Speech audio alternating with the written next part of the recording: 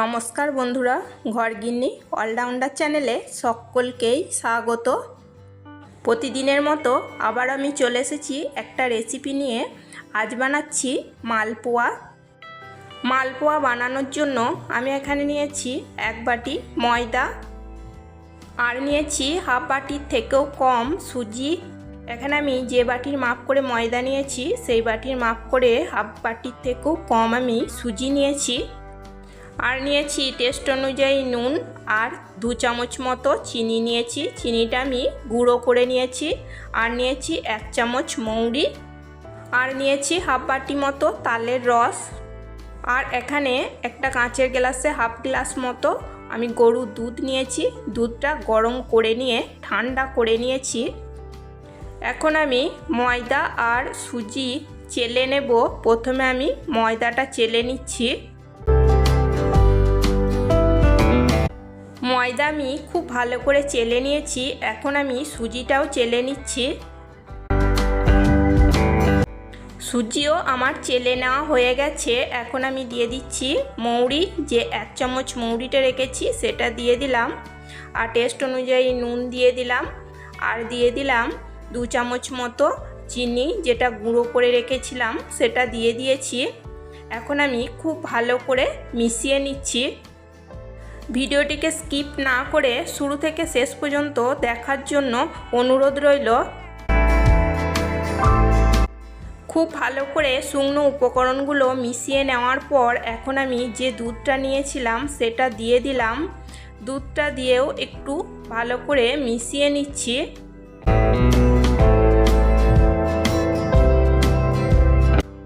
গরুর দুধ দিয়ে মিশিয়ে নেওয়ার পর এখন আমি তালের পাল্পটা দিয়ে দিচ্ছি।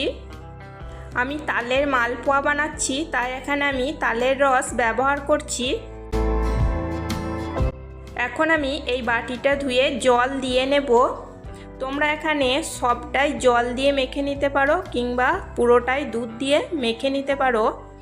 আমার এখানে অল্প দুধ ছিল, সেই জন্য দুধ দিয়ে নিয়েছি। আর এবার যে পরিমাণ জল লাগবে আমি ততটাই জল দিয়ে এটাকে খুব ভালো করে মেখে নেব। তালের রস আমি খুব ভালো করে মিশিয়ে নিচ্ছি এবং অল্প অল্প করে জল দিয়ে ব্যাটারটা তৈরি করে নেব। এই ব্যাটারটা খুব একটা পাতলাও হবে না আর খুব একটা ঘনও হবে না, মোটামুটি একটা ব্যাটার তৈরি করে নিতে হবে। অনেকেই তোমরা তালের মালপোয়া বানিয়ে খেয়েছো, এখনও পর্যন্ত যারা খাওনি তারা একবার এরকমভাবে বানিয়ে খাবে, দেখবে খেতে খুবই ভালো হবে। দেখো বন্ধুরা, খুব সুন্দরভাবে আমি ব্যাটারটা তৈরি করে নিয়েছি। এখন আমি এটাকে 15 মিনিটের জন্য ঢাকা দিয়ে রেখে দেব। এবার আমি চিনি শিরা তৈরি করে নেব। চিনি শিরা তৈরি করার জন্য আমি এখানে 1 বাটি চিনি দিয়েছি। আর এই বাটিটার মাপ করেই আমি 1 বাটি জল দিয়ে নেব। প্রথমে আমি হাফ বাটি জল দিয়ে নিচ্ছি, আরও হাফ বাটি জল আমি দিয়ে নেব। এর থেকে বেশি জল দেওয়ার দরকার নেই। যে বাটির মাপ করে চিনি নিয়েছি সেই বাটির মাপ করেই আমি জল দিয়ে নিয়েছি। গ্যাসের ফ্লেম হাই টু মিডিয়াম রেখে চিনি শিরাটা তৈরি করে নেব। আর এখানে কোনো রকম এলাচের ব্যবহার করব না, যেহেতু আমি তালের মালপোয়া বানাচ্ছি। তালের এমনি একটা সুন্দর ফ্লেভার আছে, সেই জন্য আর এলাচের ব্যবহারটা করছি না। চিনি শিরাটা খুব গাঢ়ও হবে না এবং খুব পাতলাও হবে না, সেরকমভাবে তৈরি করে নিতে হবে। দেখো আমার চিনি শিরাটা তৈরি হয়ে গেছে। এখন আমি গ্যাসের ফ্লেমটা অফ করে দিচ্ছি। মালপোয়া বানানোর জন্য যে ব্যাটারটা তৈরি করে রেখেছিলাম 15 মিনিট ঢাকা দিয়ে রাখার পর এখন আমি ঢাকা সরিয়ে নিয়েছি। আরও একবার আমি নাড়াচাড়া করে মিশিয়ে নিচ্ছি। আর এই ব্যাটারটা আমি খুব পাতলাও করিনি, খুব ঘনও করিনি। দেখো ঠিক এরকমভাবে তৈরি করে নিতে হবে। মালপোয়াগুলো ভেজে নেওয়ার জন্য ওভেনে আমি কড়াই বসিয়ে দিয়েছি। আর কড়াইতে দিয়েছি কিছুটা পরিমাণ সাদা তেল। সাদা তেল একটু গরম করে নিয়েছি, খুব বেশি না, একটু গরম করে নিয়ে এখন আমি এই চামচে করে 1 চামচ করে ব্যাটার নিয়ে তেলের মধ্যে দিয়ে দিচ্ছি। আমি এখানে মালপোয়া সাইজটা একটু ছোট করে বানাচ্ছি, তাই আমি একটা ছোট চামচ নিয়েছি। তোমরা যদি মালপোয়া সাইজটা একটু বড় করে বানাতে চাও তাহলে এর থেকে একটা বড় হাতা নিয়ে 1 হাতা করে বেটার নিয়ে তেলের মধ্যে দিয়ে নেবে, তাহলে মালপোয়াগুলো বেশ বড় বড় হবে। দেখো বন্ধুরা, মালপোয়াটা কত সুন্দরভাবে ফুলে উঠেছে। গ্যাসের ফ্লেমটা নিজের সুবিধা মতো বাড়া কমা করে নিতে হবে। এখানে কিন্তু লো ফ্লেম রেখে ভাজতে গেলে মালপোয়াগুলো একদমই ফুলবে না। হাই টু মিডিয়াম ফ্লেমেই মালপোয়াগুলোকে ভেজে নিতে হবে। দেখো বন্ধুরা, উল্টে পাল্টে আমি মালপোয়াটা ভেজে নিয়েছি। এখন আমি তেল ঝরিয়ে তুলে নিচ্ছি। আবারও আমি একইভাবে ভেজে নিচ্ছি। আমার তালের মালপোয়া বানানো যদি তোমাদের ভালো লেগে থাকে তাহলে একটা লাইক করে দেবে, সাবস্ক্রাইব করবে, কমেন্ট করবে এবং প্রচুর প্রচুর শেয়ার করে আমার পাশে থাকবে। দেখো বন্ধুরা, এই মালপোয়াটাও কত সুন্দর ফুলে উঠেছে। এইভাবে তালের মালপোয়া বানালে সব মালপোয়াগুলোই খুব ভালো মতো ফুলবে। দেখো বন্ধুরা, এই মালপোয়াটাও ভাজা হয়ে গেছে। এখন আমি নামিয়ে নিচ্ছি। আরও একবার আমি ভেজে দেখিয়ে দিচ্ছি।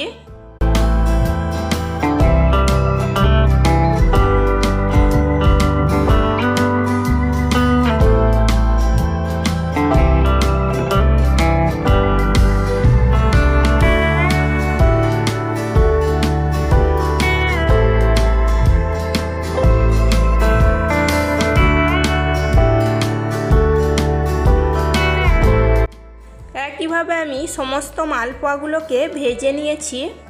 মালপোয়াগুলোকে ভেজে নেওয়ার পর যে চিনির সিরাটা আমি তৈরি করে রেখেছিলাম তাতে আমি দিয়ে দিচ্ছি। দিয়ে একটুখানি শুধু এপিট ওপিট করে রসের মধ্যে চুবিয়ে নিয়ে তুলে নেব। এতে ডুবিয়ে রাখার কোনো দরকার নেই। দেখো, ঠিক এরকমভাবে আমি চিনির সিরার মধ্যে এপিট ওপিট করে তালের মালপোয়াগুলোকে শুধুমাত্র ডুবিয়ে নিচ্ছি এবং এরকমভাবে ডুবিয়ে নিয়েই সঙ্গে সঙ্গে আমি তুলে নেব। চিনি শিরার মধ্যে ডুবিয়ে রেখে দেওয়ার কোনো প্রয়োজন নেই।